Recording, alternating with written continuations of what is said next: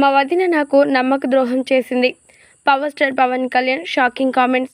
Power star Pawan Kalyan గారు ఇలాంటి comments చేసేసరికి అందరూ ఒక్కసారిగా బిత్తరపోయారట.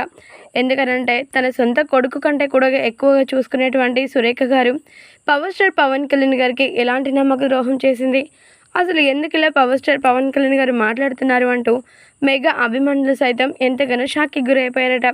మరి ఈ విషయాలు కాస్త తెలుసుకుంటే మాత్రం నిజంగా అందరి ఫ్యూజులు ఎగిరిపోవాల్సిందే. సురేఖ గారికి పవర్ స్టార్ పవన్ కళ్యాణ్ గారు అంటే చాలా ఇష్టం. ఒక్క మాటలో చెప్పాలంటే చరణ్ని అలాగే పవర్ స్టార్ పవన్ కళ్యాణ్ గారిని ఇద్దరిని కూడా సమానంగా చూసుకుంటుంది. అంతటి గొప్ప మనస్తత్వం సురేఖ గారిది. అయితే అలాంటి సురేఖ గారు ఎప్పుడు చూసినా కానీ పవర్ స్టార్ పవన్ కళ్యాణ్ గారికి ఓర్పు సహనంలో ఎప్పుడు చాలా ఓర్పుగా ఉండాలి అంటూ చెప్తూ ఉంటుందట.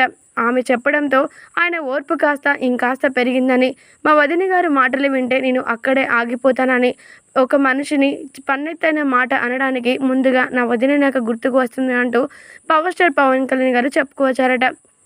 ఎందుకనంటే ప్రతిపక్ష నాయకులు ఎన్ని విమర్శలు చేసినప్పటికీ, ఎన్ని వ్యాఖ్యలు చేసినప్పటికీ ఆయన మాత్రం మళ్ళీ తిరిగి వ్యక్తిగత జీవితంపై దెబ్బ కొట్టకుండా, మాట్లాడకుండా సైలెంట్గా ఉండడానికి కారణం మా వదిన అంటూ చెప్పుకోవచ్చారట. ఇక ఆమె మాట్లాడుతూ, మా వదిన నాకు ఎంతో సంస్కారంతో పాటు ఓర్పు నేర్పుని కూడా నేర్పింది. అందుకోసమని ఆమెలో మా అమ్మని చూసుకోవడం మాత్రమే కాకుండా తను చెప్పినటువంటి ప్రతి ఒక్క సహనాన్ని నేను గుర్తు చేసుకుంటూ నాపై విసిరినటువంటి ఎలాంటి విమర్శలకి నేను వెంటనే రియాక్ట్ కాను.